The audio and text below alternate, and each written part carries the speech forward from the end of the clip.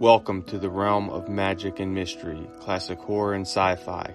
You are now entering the House of the Unusual podcast with your hosts, Eddie and Joe. Welcome all you cool ghouls and friendly fiends to the House of the Unusual podcast.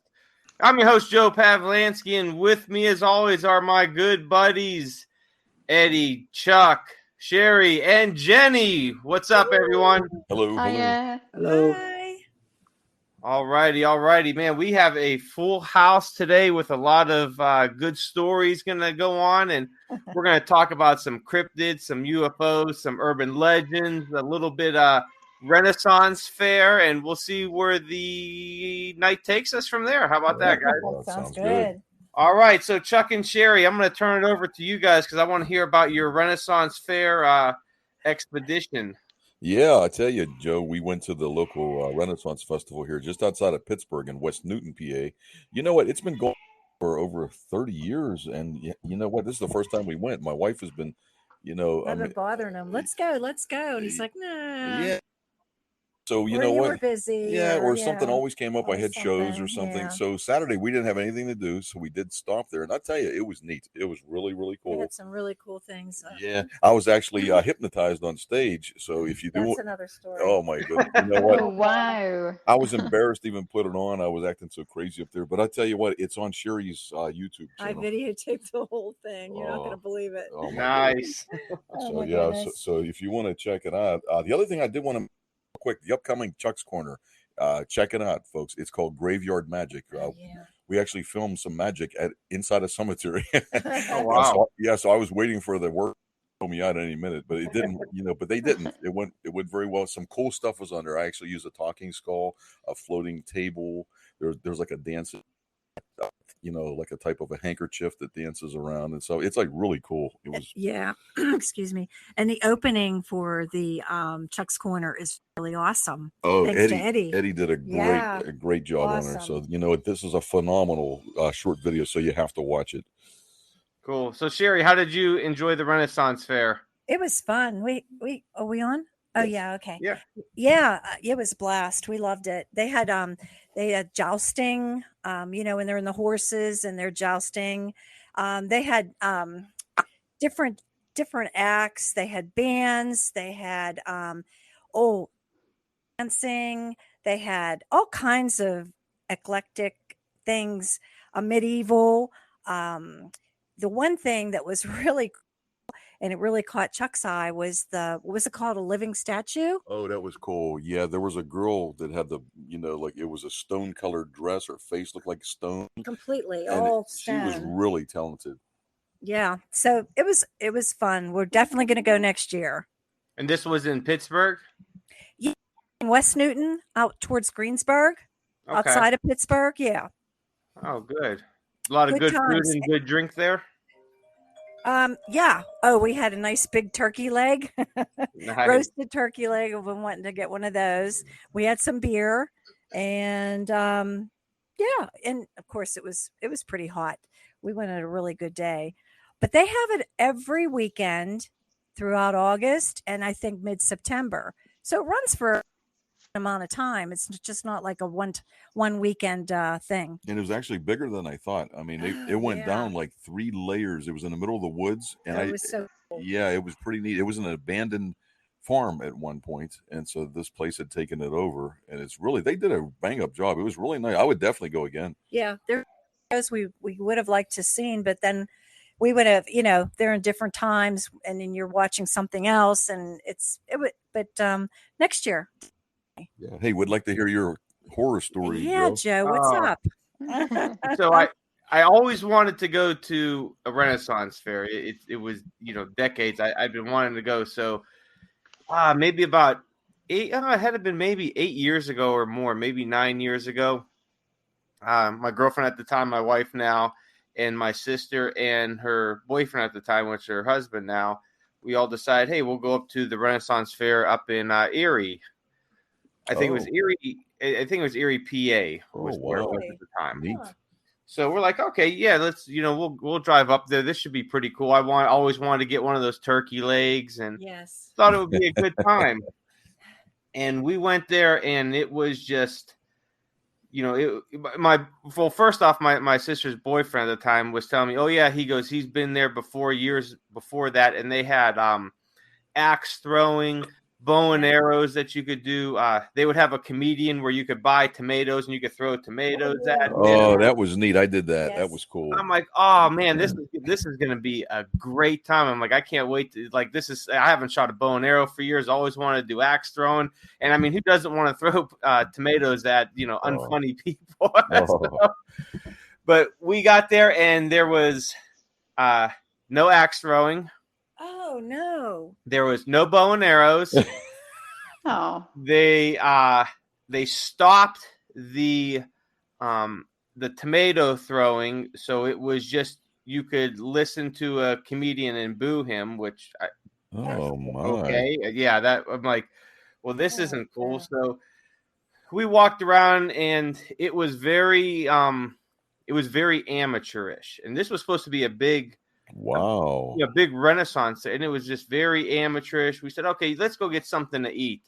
Maybe they have some nice medieval type food. Always wanted a turkey leg. Oh no! Don't tell me they had a KFC drumstick or something. Well, they did have the turkey leg. I did get a turkey leg, and it was excellent.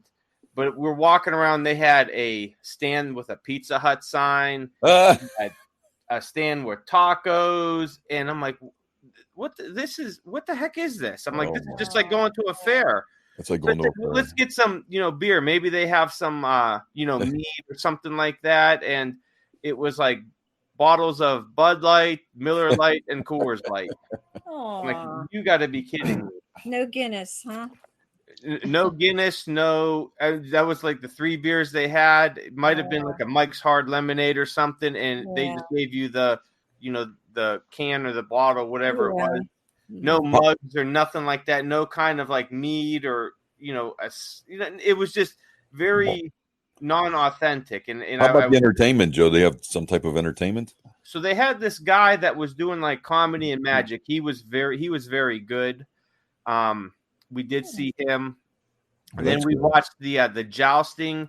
Yeah. And the well, first off, the jousting, it was just absolutely horrible. I mean, Chuck, me and you could go in my backyard on bicycles and do a better with like holding hockey sticks or something. It was horrible. Then they get off and they drop the jousting things and they do a sword fight, which was like, we all looked at each other. We're like, this is it. Like this is something that maybe a middle school would put together, and these are grown adults that's supposed to do this. So we ended up walking away from that, as did a lot of other people there.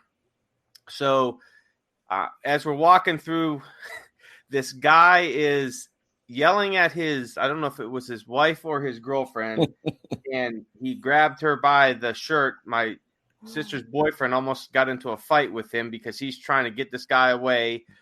Finally, police showed up and actually arrested the guy because he was drunk and causing a scene and all that. And okay, stuff like that happens, whatever. So it's starting to get dark, and we're like, oh, maybe at night it's going to be pretty cool around here. They'll have some stuff lit up, and maybe they'll have a jester coming around or some music. And as it got darker, the whole place there was just a cloud of marijuana over it. I hate that. So bad. We were choking, and like our eyes were watering, and you could hear people all over the place complaining. I mean, it wasn't just us. There was just there was people that were walking out complaining, coughing. It was so bad. Wow. And as you're walking around too, like people were they're trying to sell you every little trinket. It was horrible. It was a horrible experience. And we went to the parking lot, and there were so many people that were in the same like mindset that we were of how bad it was. Wow. That's a shame. That is terrible. You'll have to come to the one in West Newton next year. It's nice, Joe. You know what? That's probably only an hour and a half away from you. Something Maybe like that. Not, yeah. Yeah. And I tell you what, I wanted to go to a few more after that, some different ones, but that really put a sour taste in me and my wife's mouth. And my brother-in-law, he was like, he goes, I don't think I'll ever go to another one again. He goes, it was so bad. Wow. Yeah. Because we spent, I think it was an hour and a half drive or so, and you spend money. They charge you to park, then they charge you to get my. in, and it was just Wow. it was horrible. There was like nothing there. Everything, like there was no axe throwing. No, there was really nothing to do but buy stuff and eat. And even Wow. This place had everything, Joe. I mean, we had Yeah. axe throwing, I all this wanted stuff. to do the bow and arrow. Yeah, but they we didn't get to do that. Yeah, they had the archery. You Yeah, know we what? did that. The parking is free. All right, guys. Well, apparently we had some technical difficulties. Eddie forgot to pay his power bill, and they shut it off at his house. So I don't know. Eddie's gonna be splicing this together out there for everyone that's listening. So hopefully you guys got to hear my experience with the Renaissance Fair. If not, then well, too bad. Chuck and Cheri and Jenny and Eddie did, but hopefully I'll get to go again. Maybe next year I'll try to make it out towards Chuck's area. Yeah, Yay. try to make it out to Pittsburgh, Joe, because we were there for 4 hours and we still didn't see everything. No, I it was mean, pretty darn hot. So It was about 94 degrees. Yeah, we were I mean, pretty so it was hot. pretty rough. But it was a good day. I mean, it was nice. Yes, it We was. enjoyed it. Yeah, good. I'll definitely maybe have to check it out again because I'd love to go to one. When I was in North Carolina, I always wanted to go to the one restaurant. I can't remember what it was called, but you would sit there and they would have jousting. And you would eat your food, but it was only with your hands. There was no utensils. Oh my goodness! Oh, wow. Yeah, so they would do jousting events, sword fighting, and you would sit there, and if you would get like your turkey leg, mashed potatoes. They would serve your drink in like a mug. Oh, that would be It cool. was very authentic, and that's how I was picturing Renaissance fairs. I'm like, this is just a beefed up part of this, and sadly, I never got to visit one of those restaurants in North Carolina, and I think there was one in South Carolina too. Yeah. But Wait, they always made seem you pretty cool. they made you eat your mashed potato with your hands.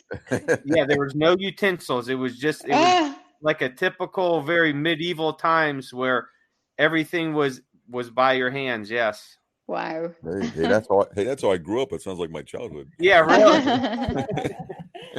Yeah, so that's my experience with it. So I'm going to turn it over to Jenny. What's new with you? It's been a while since you've been on, and want to extend a congratulations to you. There's a new addition to your family, I hear. Absolutely. Congratulations. Yes. Thank you. Yes, that's probably why I've not been on for a bit. Yes, I've just had a little boy. So very tired. Coffee is my best friend at the moment. Apologize if I can't make a full sentence, but hopefully you guys can help me along. Yeah, so it's been a good ride. What's your little boy's name? He's called the unusual. Yeah, the unusual. He's called Hamish because my family's Scottish. So Oh, I love that. That's a neat Yeah. name. Oh, that's a Nice. cool name. strong Scotland name. I love Nice. that. I'm Scottish. Yeah. Yeah, she Oh, was yay. Scottish, right? Yeah. Oh, wonderful. Yeah, I'm Italian and she's Scottish and Irish, and yeah, that's nice. Nice combination. Fiery mix. Cool, very good. So, what's been new with you, Jenny? Besides, having a new addition, I'm sure that's been keeping you very busy. Yeah, it's pretty time consuming. I think I was a bit naive in thinking that it's going to be a lot easier. It'll be fine. So not too much new, I suppose. I've pretty much, I'm trying to think. I've been working up until this point, so I've just come back from maternity leave, which a little bit shorter over here than back in the old country. So we normally have like 6 or 9 months, and so wow. yeah, it's very leisurely. It's very it's probably a bit too much, to be honest. But yeah, it's definitely different. So a lot of my friends and family back home can't believe that we're back already, and I keep saying actually for the US we've got pretty good in New Jersey and New York. So it's about 3 months, which is pretty generous. So I think they're all a little bit surprised, but it's totally fine. Bit of a balancing act, like I say. Coffee's the best invention ever. I think I've now acquired every single version of how you can make coffee. So if you guys are ever over at my house, I've got you hooked up. I've got everything. It's my new hobby. Nice. Yeah. And different ways to brew it, how to make it stronger. Yeah. There's a really good company called Corbrick. Or I'm not allowed to say company name. Sorry, scratch it. A coffee company just down the road from here, and it's actually their roasting warehouse is about 3 blocks away. Oh, nice. So if you call them, they'll give you a bag of beans, like I guess they're offshoots, and they kind of just leave it by the door if you give them a bit of cash. So Isn't that nice? So we've been just getting coffee beans from this nice place, fresh, and just trying out different ways to do it. So it's been a lot of fun. Oh, that's nice. Trying all the That's really different, cool. learning something new, I suppose, is the best way to. Now, I think I have you should. got into doing like espresso? Yes, yeah. I think I was saying I should probably like get a new job at Starbucks. We try that. Yeah, if you're Italian, you Like, guys I don't must want to have. get paid in money, just coffee. Yeah, that'd be great. I think one of my favorite drinks is usually when I'm feeling real tired or something. I'll go to my local cigar lounge and I'll tell them I get free coffee there. And I say Nice. four shots of espresso, put it on ice. I put it in a big cup, Whoa. and then I top it off with coffee. So I have about 60 ounces of pure energy in there, and it keeps me going, man. Oh my goodness! Oh, wow. You're gonna have a heart attack, Joe. You better be careful. I tell you what, there's times that I've come out of there after drinking that and having a cigar or two, and I could see my heart beating out of my chest, and I'm like, man, I'm gonna have a long night at work. Oh my! You better be careful with that. It keeps the heart strong. That's all. Yeah. Cheri's like, no. Do you run a marathon after that? Like, Right? Yeah, really. We have our 2 cups of coffee in the morning. It does wake us up. Without that, we would never wake up. Yeah. I mean, it definitely helps. Yeah. Wow.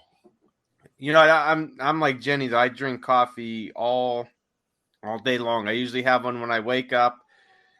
Usually I like to have one about an hour after I get done from the gym because it kind of gives me that little bit more energy. And then I have 2 cups while I'm at work at the beginning, and then at the end of work, the last hour, I have a small cup. Wow. So it's coffee all day long, man. Got it. Wow. I wanted to ask Jenny, have you heard any more of legend in your area, Jenny? Have you come up with anything else? It's an interesting subject. I mean, that would be kind of cool to hear some more things from you. Yeah, well, for this podcast, I was actually having a chat with some of my family to see if they had anything that they'd come across recently. And I can't remember if I said on the last podcast, but again, it's not local to the US, but back home, they thought it was the witch that was in the trees. I can't remember if I told you this particular legend. So there's nearby our house, there's like one of those really old stately homes, something you see like Downton Abbey. Nice. It's like sort of 800 years old, really old, kind of creepy, to be honest. Like, I don't know, I wouldn't want to live there, put it that way. I can Yeah. So I think it was the Second World War. There's this really old trees, there's really old woods that's sort of like 1,000 years old, and they were trying to cut down some of the forest to have wood to just, everyone was completely broke during wartime and trying to get whatever they could, and they came across there was a skeleton inside the tree trunk of this particular tree. Ooh. And since then, basically nobody really knows how this body got into the tree because it was pretty well sealed inside. So from there on, the legend is that it was either witchcraft or it was a witch themselves, that kind of something went wrong. And the tree grew around them as punishment is kind of the urban legend. But even that aside, whether you believe that or not, it's still a bit of a mystery. And they think they dated the bones, so it's quite a few hundred years old. It's like 400 or 500-year-old bones. Isn't that amazing? Wow. But they're not sure whether the person was perhaps put inside a hollow tree trunk and left there, or did the tree go around them? But nobody can figure out how this miraculous skeleton got inside a tree. Wow. And then they only discovered it because they were looking for wood. So that was the one I'd totally forgotten. Then my family reminded me, like, oh, well, how about this one that's just down the road?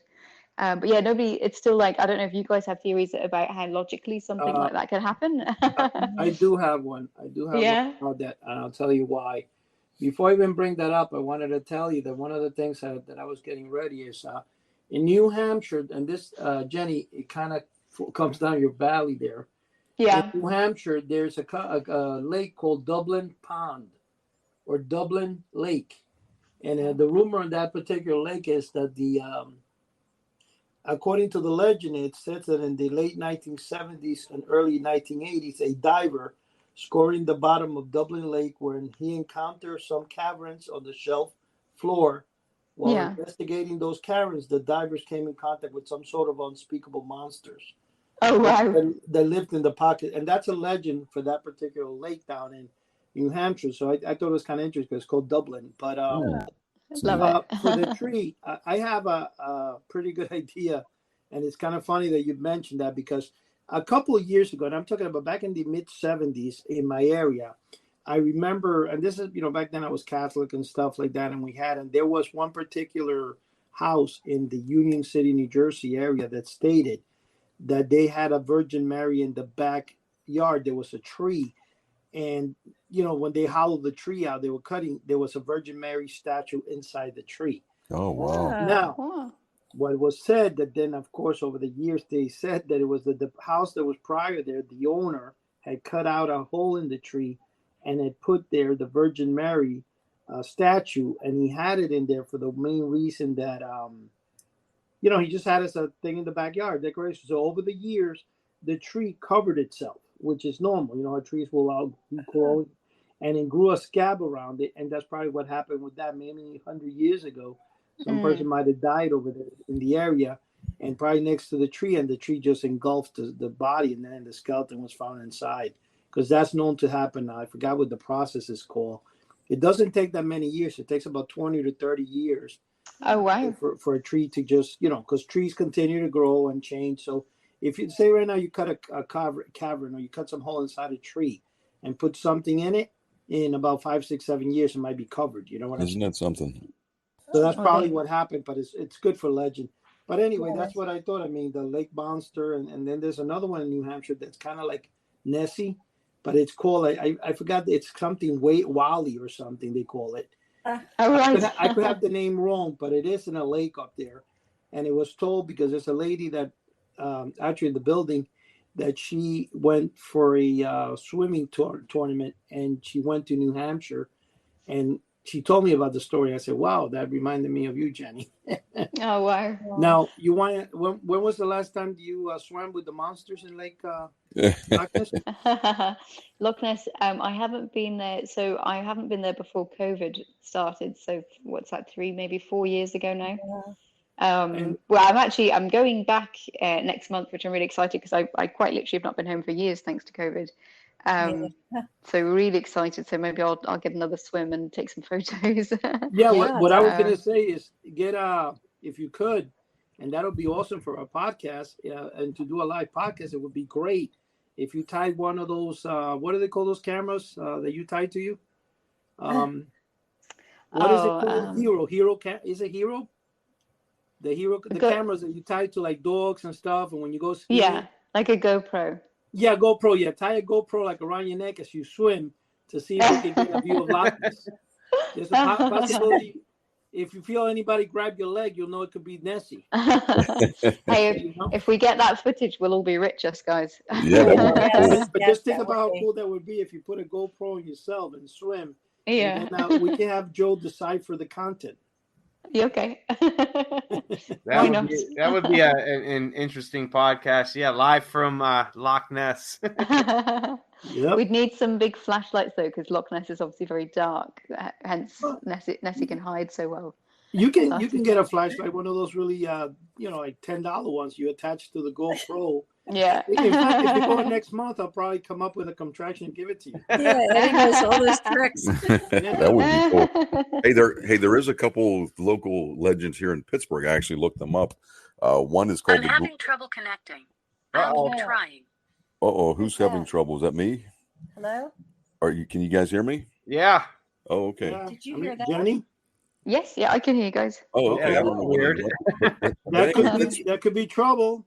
But Somebody said well, anyway, Pittsburgh urban legends. One is called the Green Man. He was electrocuted working on a railroad car, and it was in South Park, Pennsylvania, which is probably only about an hour away from where we live. And he was very disfigured. And it said, so local legend says that he just came out at night, so he would like walk around and stuff. And he was known as No Face Charlie. Oh wow. Yes. That's terrible. Yeah. So this guy actually lived. I mean, like it's all real. Yeah, but You know what's funny about that is my my father used to bring that guy groceries and all that when he was in Really? high school and a little bit Oh older. wow. So the thing with the guy is he got electrocuted. He was he worked something, I can't remember. It was something with the with on the telephone poles and all that. And he got electrocuted and it actually burned him, and it kind of turned it almost like melted his skin and turned it like a greenish hue. Right. Oh, So, Joe. What's that? No, I was saying that's what the noise that just came before. They're having.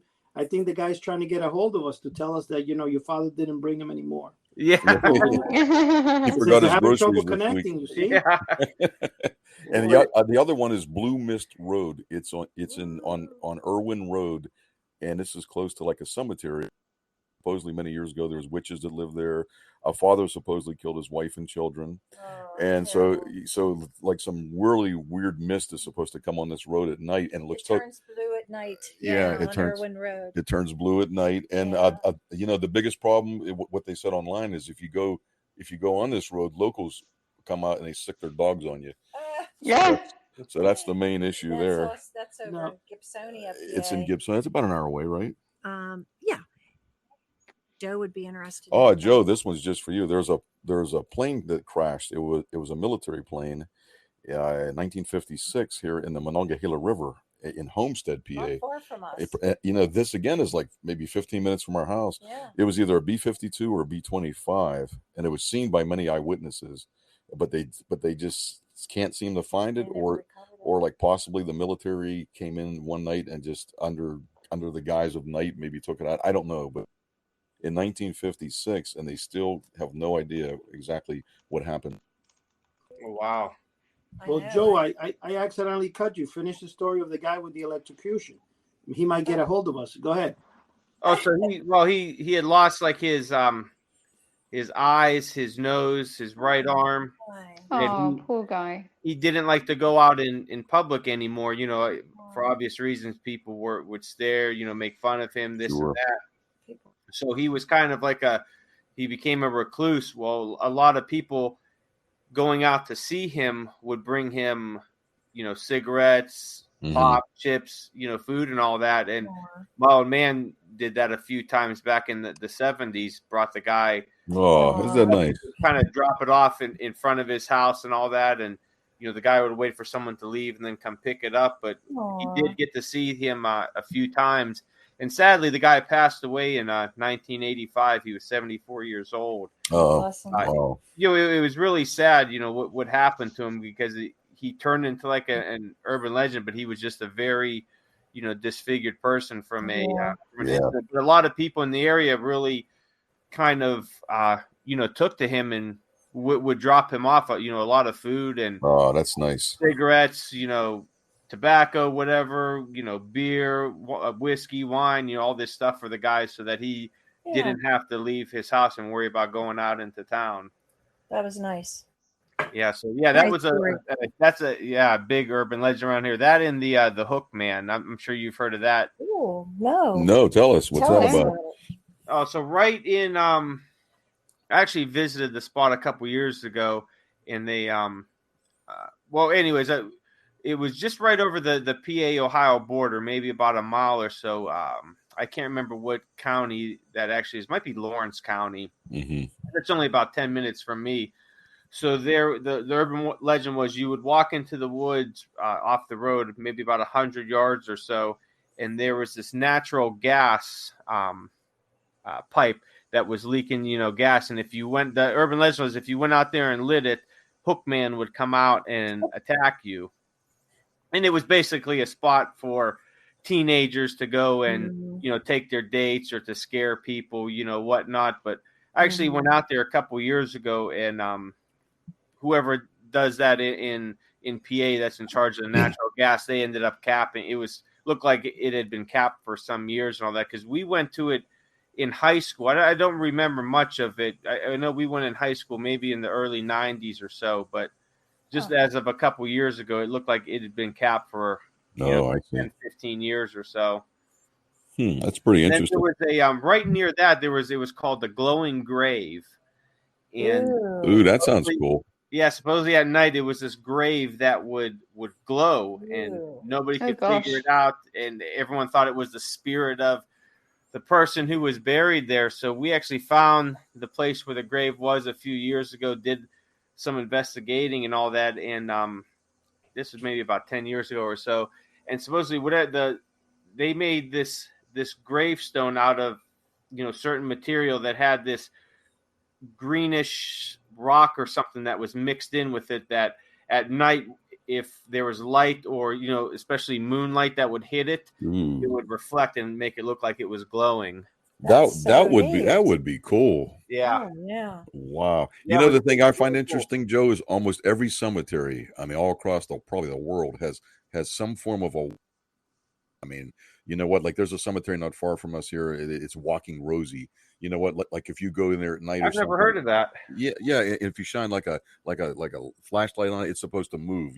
Of course, the shadows and everything, it just plays a trick on your eyes. But yeah, there seems to be some type of a walking statue in almost every. I thought there was like a white a woman in a white dress that would walk down that Braddock Road. Yeah, that too. From the cemetery, you could see. Oh, her. wow.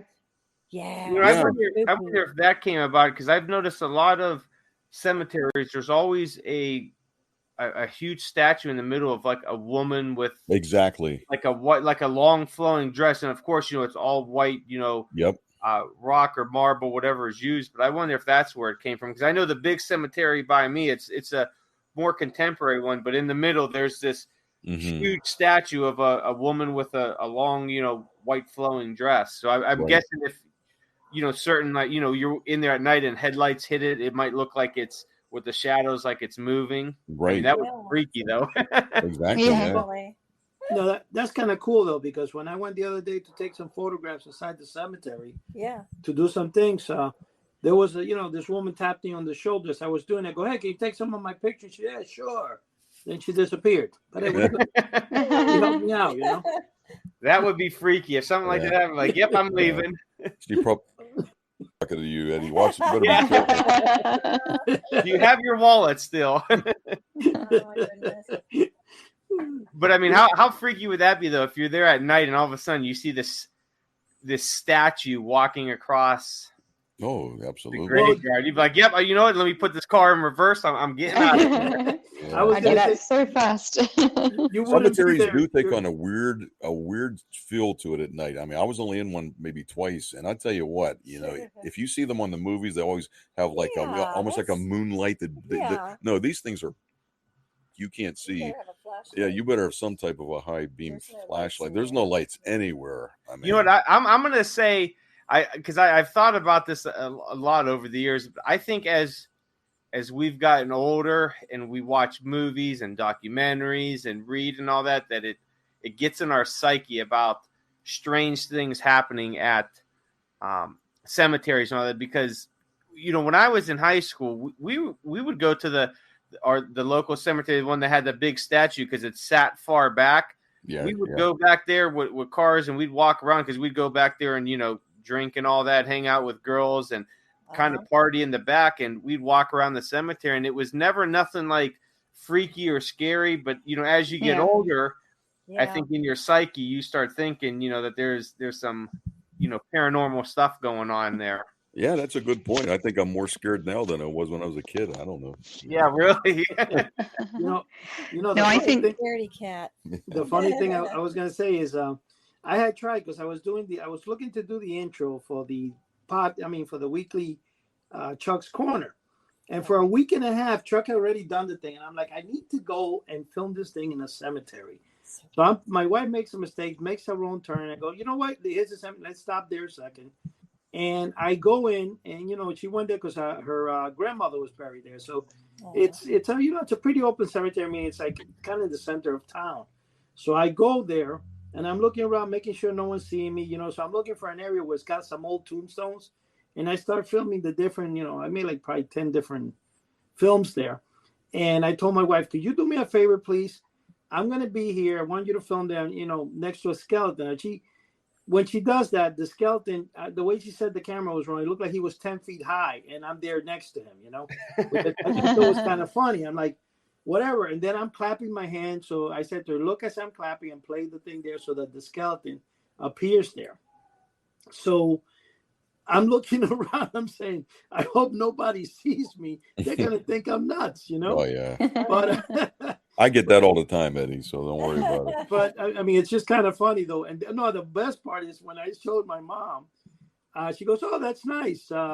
Where did you do it? I go, in the cemetery. That's a real cemetery? I go, no, Mom. I put a bunch of tombstones around me. And, you know, of course it's a real cemetery. She goes, oh, my. Why would you? That's funny. Yes, and I started renting out my yard for, to bury people so I could have my own cemetery. Yeah. But like I said, watch that video coming out. I believe it's Friday at midnight. That's the new Chuck's Corner. It's really cool. Really good. It was so windy that day too. It was rough. Oh, I had a hard time filming this. It was terrible, but we did do it. Did it.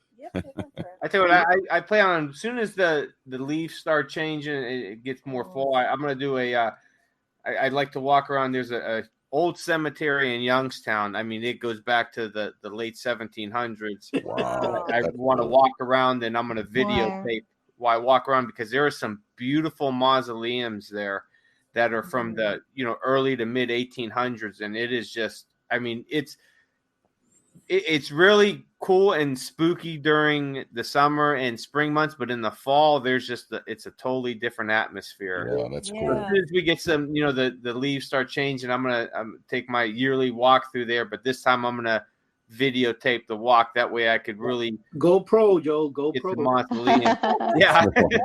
Watch out for pickpockets. You know what? Yeah, I don't know if pickpockets are walking statues. No, what I was saying. You imagine.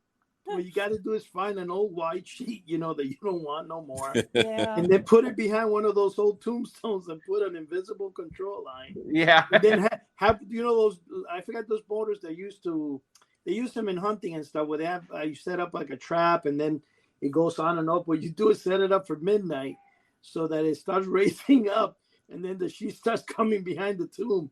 Imagine anybody passing by. That would be neat. Oh, wow. I tell you what, in my city, we have this really old cemetery. It's really small. It's maybe 50 yards by 50 yards, and it's up on a little hill. And it goes back to, I think it's kind of around the 1870s is the oldest tombs. There might be a few that are a little bit older, but it's really cool. And in the front of it, you notice that there's I'll have to get a picture and send it to you guys, but in the front of it, there's this long lump in the ground, and it's maybe about 20 yards long, and supposedly, and I haven't been able to find any hard evidence on this yet, but supposedly in the early 1900s, there was a flu pandemic in the area, and a lot of people died, so they just kind of threw them in this mass grave and covered it up, but you could clearly see in the front where it's kind of humped for about 20 yards. Wow, that's neat. Really spooky. Get a shovel and find out. This way you got pure evidence. Yeah, start digging, Joe. Start digging in there. One of the things I thought was... Oh, sorry. No, I was going to say, one of the things I thought was really cool is if you go on YouTube and you they're taking out, I forget what president it was. That it's supposed to be the president of the United States that supposedly was poisoned when he died. And they wanted to verify if it was or not. And this president goes back before Lincoln, I think. And they excavated him. They took him out of the thing. That was kind of like a cool video. You can actually watch that.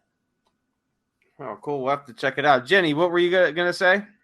Oh, no, just on the same thing with the cemeteries. So when I used to walk home from school, there was a shortcut through a really old ancient cemetery. And to put it into context, in the UK, it's very far north. So about 3 p.m. in the winter, it gets dark, like almost pitch black. So unlike here, you would walk home from school and it would be dark already. And I tell you, I've never run so fast in my life when I decided to take shortcuts through that cemetery. I was convinced I saw people behind the tombstones, and I was never sure, like, is it other people walking the shortcut as well? Because it was quite a big difference between, there was like where the school was and a big kind of housing estate. And they probably seen you and they're like, there's somebody walking in the... Yeah. Oh no, 100%. And you'd usually be like on your own. And So we used to, yeah, me and my friends, or worse, if I was on my own and I was like, I'm late, I'm already taking too long to get home, and I'd run through the cemetery. And I was convinced I always saw, I don't know whether it's sometimes, your mind's playing tricks on you. But it was like the best shortcut. It saved about half an hour of the walk. So yeah, we used to have to just run like crazy through this. But I'm sure other people were doing the same, and we just all spooked each other. That's probably what really happened. Were you really saving time or just scaring just scaring each other? Yeah. No, it was really annoying because I was terrified to do it, but it was such a shortcut. It was like hard not to. But there's some very old cemeteries in Europe that you could stumble across. Oh yeah, and so you've got to be careful as well. I mean, I stuck to the path. I would not dare leave the path because some of them, when they get really old, don't forget the ground is uneven because you've got probably many years of burials. So sometimes it collapses. Mm-hmm. And there's big holes and you literally fall into a grave. So I was not risking that at any chance. So yeah, no, I was stuck to the path. I wouldn't dare. But the path, again, because it was so old. So I don't know if you've ever seen the ones, and the path is much lower than the ground because over the years they've had to build the ground up and up and up for all the burials. And I was also convinced that an arm one day would come out the side and just grab me. So I was trying to run through. So yes, I was a pretty fast runner when I was younger. Oh, that would be freaky. I learned to run in the cemetery. Oh no, it was so silly. When you really think about it in the daytime, I feel like when it was daylight, I strolled through no problem. It was very pretty. There's always lovely flowers on the graves and things like that. But at nighttime, oh my gosh, in the winter, I'd never run so fast in my life. Yeah, I tell you what, that would be it would be cool to see, but yeah, as a kid, it would be a little bit scary, I would think. You see this, white skeleton hand sticking out of the ground. And, yeah, that might scar you for life, seeing something like that at a young age. As older, we're like, hey, let's get our phones out and let's videotape it, and we're going to put it on House of the Unusual. Yeah. That's cool. Yeah, I would love to, even around here, because I know there's some older cemeteries, and they only go back to the 1800s. But I've looked online a little bit. Sometimes you could find pictures, and there's some beautiful tombstones, that came out in the 1800s, especially the mausoleums. I love seeing those. I mean, just the way they were built at the time. I mean, they had to be very, very expensive because they're very well built.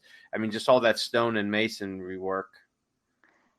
Oh yeah, so much money went into it. You guys have them. I don't know if any of you've been down to the cemeteries in New Orleans. Like they're impressive. The mausoleums there. Very similar to what we have. When I was down there for Hurricane Katrina. I wanted to try to look for some, and I never had a chance to really kind of go out and see, what kind of cemeteries there were, the mausoleums and all that. But yeah, I bet you they have some really cool ones down there. Yeah, they're amazing, and you could do. Although I did the tour in the daytime, I will be honest, I was a bit of a wimp. But they're fascinating because again, they're also really old. They're quite a few hundred years old, and same thing where they've just so much money's gone into making these huge family tombs. I wouldn't want to get locked in one. I think we lost a few people here. It looks like Chuck and Cheri dipped out. Eddie, are you still around? Yeah, it's kind of interesting because a lot of times when Jenny was talking today, I think there's something going on today.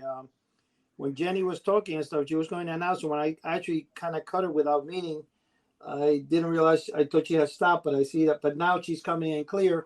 Chuck and Cheri have. They went. They're walking the cemetery. I think they walked the cemetery too long, and somebody caught them. Yeah, I don't know where they just kind of faded out, but. Yeah, I wanted to tell them and, let you guys know, too, is that I finally, because I had done, and this will kind of tie in with our cryptid talk and cemetery talk and all that, but years ago I was doing UFO investigations for MUFON, and I did it for about 3 years. I had a little over 100 cases that I researched. So I finally got a hold of MUFON and because I wanted to start doing the investigations again. I said, if I find some cool cases or something that seemed legit, you know, I could bring them on here and we could discuss them and everything. So hey, there's Chuck and Cheri. Sorry, we had some Something going on. technical difficulties. We've had Yeah. problems with this internet the last couple days. Yeah, I think it was actually no. kind of funny because we just clicked off, and Sherry's going, Eddie, Joe, Jenny. No. I think So anyway, I think it has we're something. back. It has something to do with the message. We're having But Chuck trouble and Cheri, connecting. I was just telling Jenny and Eddie, I'm going to start MUFON investigations again. Oh, nice. I finally got a hold of them. I have to study the book and take the test again because it's been, I guess after 2 years of not doing it, you have to, you know, recertify and everything. So it's been 4 years for me. So Wow. I just got my book on Monday. I started looking at it yesterday, and hopefully in a few weeks I could start investigating, you know, UFO sightings again for them. And if I have any cool ones, definitely be bringing it on here to discuss and see what you guys think of them as well. Sounds good. That would be cool. It shall be Joe, the investigator. Yeah. and I tell you what, there's a really, I wanted to let you guys know if any of you guys have Netflix out there, there's this really cool documentary series that's called Top Secret UFO Projects Declassified. Oh, check that out. Yeah, we got Netflix. Mm-hmm. Yeah, it came out last year, and I started watching. I think I'm on the third one. I've been watching over about 4 weeks just because I could, just with my time, I watch in like 15, 20-minute increments. But there's some really cool cases on there, and I actually took some notes about some of the cases that I had never even heard of, or some little tidbits that I never even heard of. But it's well worth checking out. It's very well done. Each show kind of digs into 3 or 4 or so cases, and there's a lot of cool stuff out there. And a couple of days ago, I had watched Fox Nation. Tucker Carlson had did a little documentary on cattle mutilations. Oh, neat. I really wanted to see that, to see if there's any new information on cattle mutilations, because, you know, that goes hand in hand with UFOs and all that. And I said, you know, maybe, you know, I could take some notes. This will be, you know, good, you know, stuff to learn. And it was only about a half hour long, and it was very lacking. There was no new information, and it was just kind of real haste. It seemed like it was real hastily put together, and it was over and done with quick. It wasn't that good, but that UFO Declassified, that's definitely worth checking out. I'll definitely check it out. So, Cheri, did you check out War of the Worlds? You know what? We didn't. That's another movie we really don't get. Come on, I Cheri. know. We don't get that one. I know. You don't have it on YouTube? Yeah, you can buy it or rent it. Yeah, so we didn't get a chance, but I saw it. we saw it years ago. It's a cool movie. You guys had Netflix. Check out that UFO documentary series. Okay. I think you guys would really enjoy that. What was Did that you other see the Goon from the Black Lagoon by any coincidence? Who? Did you see the I've seen Goon? not The anything Goon with from the UFOs. Black Oh, Lagoon. he's the Goon from the Black Lagoon. Oh, the Goon. Anybody I know else see him. that? Yeah. I love him. We saw that movie. Jenny, it's the creature. She just changed the name. I did. right. We had No, the it big- rhymes, right? Right, Jenny? Jenny, Yeah. you know, Jenny, you know what I I like wanted it. to ask you? Did you ever have any UFO sightings or experiences? No, it's not really I think it's bigger here. It's not really or maybe I've just hung out with the wrong people, to be honest. But I feel like it's a Start bigger hanging out thing with here. Like, aliens. yeah, like maybe the US is in more contact, more dialogue with the aliens. Perhaps that's and we're just Could be. we're left a bit more behind. Or it's our government, maybe. Yeah. No. Maybe you guys have more chats than we do. No. So Mhm. We have Investigator Joe. well, that too. Yeah. Yeah, there we go. Yeah, it seems like because it's probably more military, you know, Based, yeah. aircraft. Yeah, that's probably why that we see a lot of it, because it seems like around every corner in the U.S. there's a military base, and That's true. you know True. you never know what's flying in or out of there. So, but I was just wondering if, you know, over in Scotland or anything, if that was a big thing, UFO sightings or anything like that, or if anybody in your family had witnessed anything. No, it's not something. I don't know if maybe it's a niche that I was not exposed to. Perhaps that there is like a lot of people that are have seen things, but not that I was aware of, to be honest. I kind of think like Europe and all that, because it's the history goes back so many centuries that there's more paranormal stuff that goes on in Europe. Yeah, because it's so old. It goes back so many years. Yeah. With the castles and the locks and, the cool forest and all that. I kind of get like the paranormal vibe, when you think of and Europe. Folklore, little leprechauns, and I love that. Joe, what in Europe towards the France and Spain, wasn't there like in the early 70s where a lot of UFOs were seen in that area or exposed? I could swear that I heard there was like a wave a couple of years that that everything that came was from that area up there. Is that correct or wrong?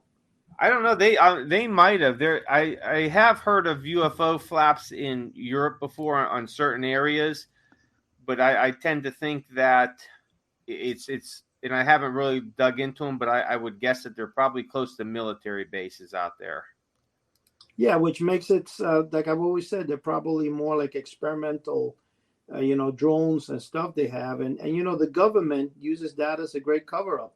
Let them believe it's a UFO. This way, they're not going to be sneaking into here. I mean, it's bad enough right now.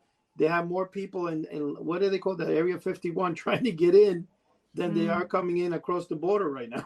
It's a perfect cover for military craft, because you put up an experimental plane or something, and people start saying it's UFO, and it's easy to try to discredit and make those people sound crazy, and nobody looks into what your experimental plane is. I think they did that a lot with the stealth bomber when that was taking flight a lot during the 70s and 80s, and people were seeing these black UFOs in there, and it was actually the stealth bomber. But I would think the government's like, yeah, that's great. Hey, keep thinking it's aliens and all that. That way these other countries don't look into our technology. Oh, yeah.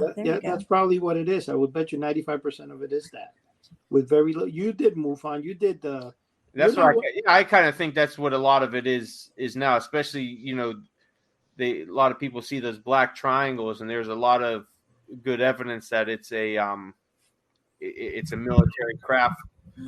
Or like surveillance and all that. Oh, absolutely. Hey, how about a few of these sightings? They're huge. I mean, some of these crafts that that people have seen, they're like 3 times the size of a football field, and they got windows, and I mean, those are the luxury craft. Those are the luxury ones. I think those are legendary ones. I mean, you got to pay good money to fly on those. It's going to take a little bit of bit money to go on those there. Are just for business class. Those are the only one that can ride that is Joe, because he's Joe the investigator. Yeah, Joe the investigator from MUFON. Yeah. I mean, though, but that's amazing. I mean, though, if these things are that big, people have said they're gigantic. Hey, Joe, are there any people alive that worked in Project Blue Book, or any retired persons that you have contact with, or nobody that you know of that actually did work in the real Project Blue Book? I don't know if anybody's still alive from there. I know there's a guy in I think he's down in Southern Ohio. He's actually part of MUFON, Ohio, that came across some old Blue Book documents years ago. He was actually on Coast to Coast, and he was talking about them. I'm hearing a real bad echo from somebody who's echoing. That's you, Joe. So I think I'm telling you, I got your first case. We got some stuff going on with our computers tonight, man. Yeah, we do. Technology, huh? No, you need to find out, Joe, what really happened in Eddie's podcast. Yeah. What happened to Eddie's electricity? Did he not pay his bill, or was the power surge? Jenny? Yeah. How long are you going to be in Scotland for a visit? 3 weeks, I think. Oh, that's nice. Yes, it'd be great. You're taking your baby, I'm assuming, and going to go visit family. That'll be so exciting. Well, so you know the funny thing is, which hadn't occurred to me because I've just got his passport. So he's American, and I don't know which queue I'm supposed to go in the passport thing now, because technically I go in one, and bless him, he has to go in another. So I think I'm just going to have to ask him nicely if I can take my kid with me, even though we have different nationalities. Yeah, that is something. I'm like, he's with me, I promise. Well, safe travels when you do go. Oh, thank you. Yeah, I'm very excited.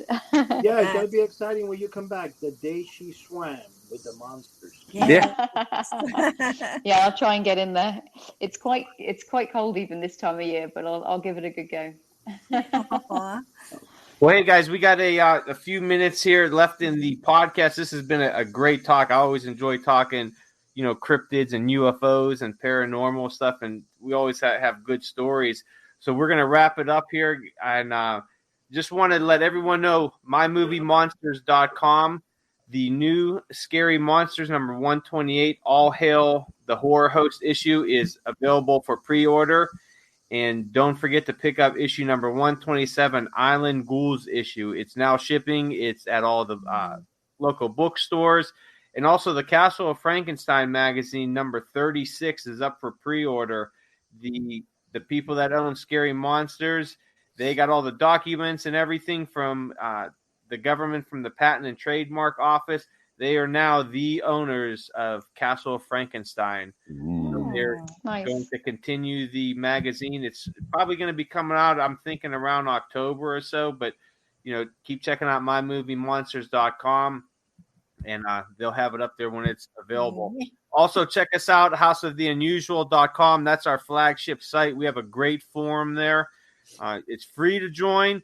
Go on there. Let us know if there's some stuff that you want us to talk about and put it on the forum there. We had a few people that gave us some great topics, which we'll be touching on here in the next few weeks. Last week, we talked about some old food products and all that no longer existed in fast food, and that was a fantastic talk. It made me so hungry during it. Talking about all the snacks and the fast foods. But, yeah, if you haven't checked that one out, it was last week's podcast, all about forgotten foods and everything. So we'll be touching on a lot more different subjects here in the future. But if there's something in particular you want us to talk about, let us know. Drop us a line on there. And even if you want to be a guest, let us know. Also on YouTube, House of the Unusual, Chuck and Eddie are always putting out some great videos on there. Definitely check them out. Subscribe to the channel, like all the videos, and all that good stuff. And guys, we put out a new podcast every single week on Thursdays. It comes out. You can find this on whatever podcast platform you listen to us on. Subscribe to our channel. Give us a good review, because that definitely helps us with the algorithms and all that good stuff. And we would definitely appreciate it. And we thank you guys for listening each and every week. And if you're new listeners, welcome on board. And thank you for joining us. So, guys, that's all we got for this week. So, Chuck, Cheri, Jenny, Eddie, guys, thank you for joining us. This has been a great topic of conversation, and hopefully we could all do this again very soon. So, guys. All right. Take care. God bless. Take care, guys. All right, guys. Good night. Bye-bye. Thank you. Bye. Bye-bye.